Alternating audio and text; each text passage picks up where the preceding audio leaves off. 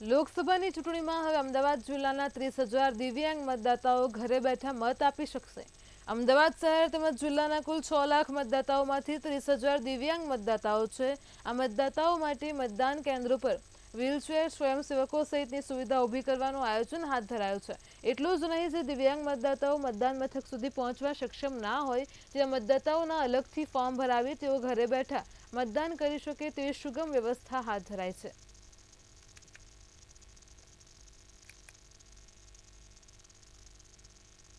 આ સાથે જે લોકોને દિવ્યાંગતાનું પ્રમાણ વધારે છે તેવા લોકો માટે ઘરે બેઠા પણ એ લોકો વોટ કરી શકે એની પણ આપણે જોગવાઈઓને ધ્યાનમાં લઈને કામગીરી કરેલી છે।